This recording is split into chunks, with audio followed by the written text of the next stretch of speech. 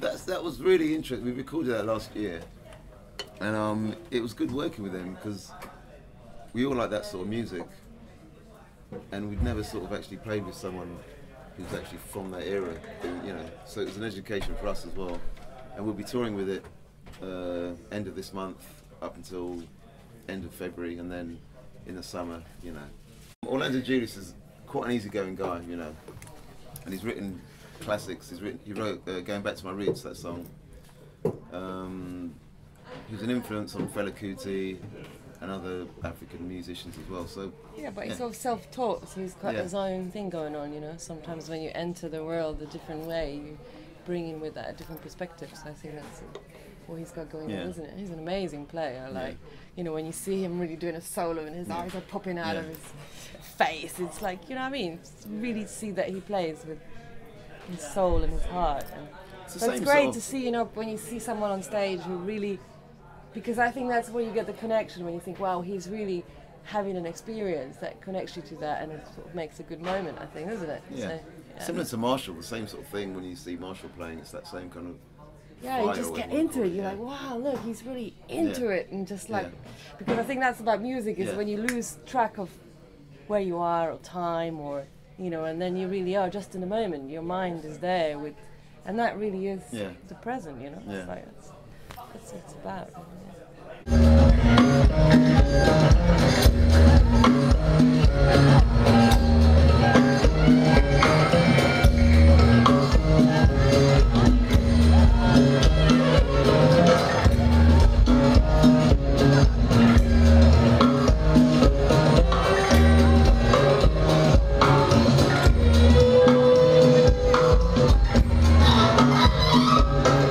He's very deep. He's 91 years old, original member of the orchestra. His experiences, I mean, he's still energetic, he's still got the spirit and the power and the experience and knowledge of esoteric, abstract wisdom that, I mean, just being with him is a deep experience. So tonight's been amazing, the last couple of nights, you know.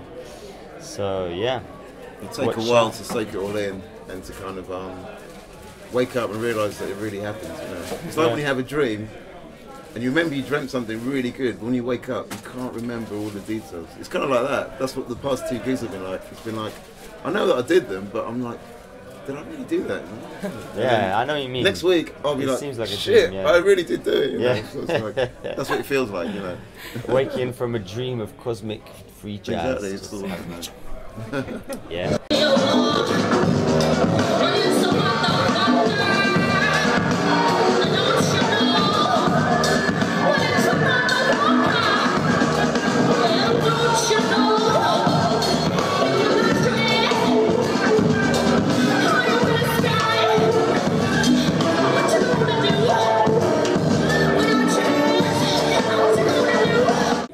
We had a bit of a pressure of time because we couldn't play for too long, you know, so we had to be careful about which tunes we chose.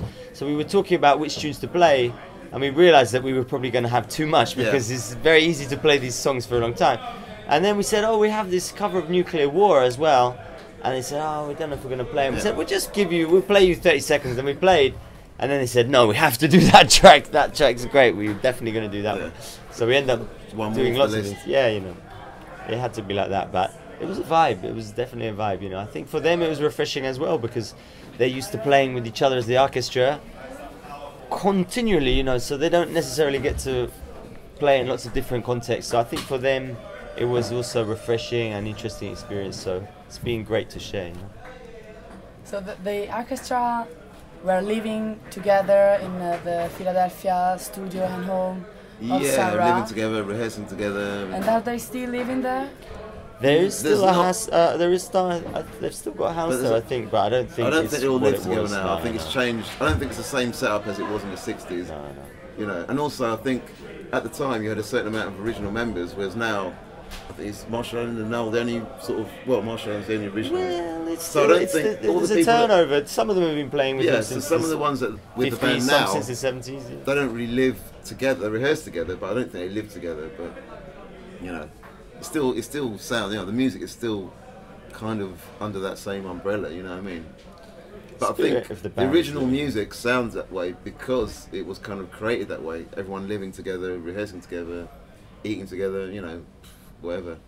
So that's carried on, regardless of how people rehearse it or whatever. That sort of spirit is sort of carried on to each incarnation of the orchestra, you know. I'm sure they will keep going for a long time, you know. I'm sure Marshall will keep going for a long time, to be honest, because he's still so present, you know. He's still so conscious, and you know, sometimes people of that age can be quite spaced out, but he's not spaced out, but he's spaced out in his real space, cosmic space way, but not, you know, he's very together. His energy is powerful, man, really, you know. He's 90, stand up. They've done 4 gigs this weekend, those guys. They did a gig this afternoon. They did today, 2 gigs in and the then day. He came here and played at 10 o'clock, 10:30, whatever.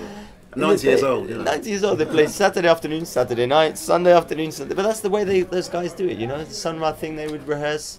I mean, even now, apparently, when the orchestra does a gig, Marshall makes them rehearse after the gig. Straight after the gig, he makes them rehearse. And he's 90, standing up all the time, carrying his gear. He's incredible, man.